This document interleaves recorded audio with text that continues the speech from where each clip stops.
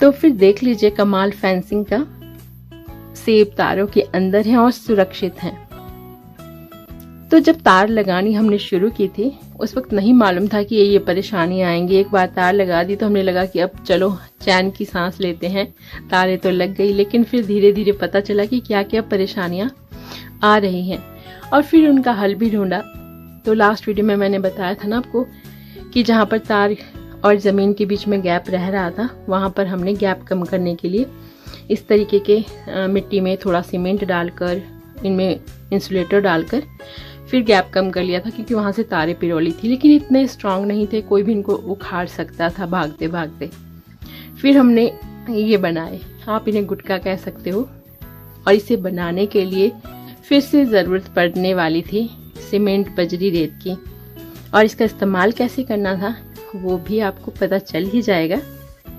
पहले आप देख लीजिए जो इंसुलेटर थे ना, जो हुक वाले जिनमें तारे ऊपर से पिरोने का था सिस्टम, उनको एक साइड से हमने तारे लगाई और फिर गांठ मार दी। और फिर हमने मार्केट से लिए थे 2 इस तरीके के सांचे ईंट बनाने वाले, आई थिंक 1000 रुपए के हमें 2 मिल गए थे।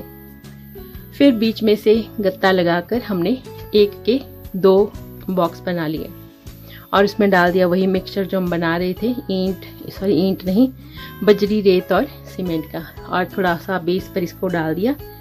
फिर इसमें जो इंसुलेटर में हमने तार लगाई थी ना उसको इसमें लटका देंगे, सिर्फ तारों को, इंसुलेटर बाहर रहेगा, तार इसमें डाल देंगे और फिर ऊपर से वही मसाला सीमेंट वाला।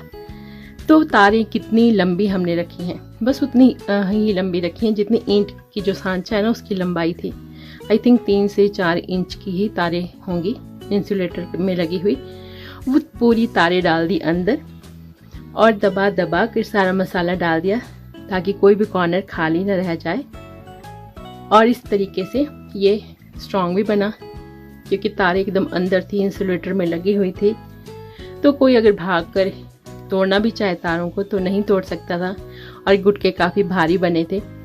अब आप सोचोगे कि 1 के 2 ही क्यों बना ली, 1 ही रख देते तो काफ़ी भारी बनता। हाँ, बात तो सही थी, लेकिन हमारे पास सांचे इतने नहीं थे और गुटके ज़्यादा बनाने थे, दिन भी इतने नहीं थे, एक ही दिन में सारा काम करना था। तो फिर लगा कि 1 के 2 बना लेते हैं।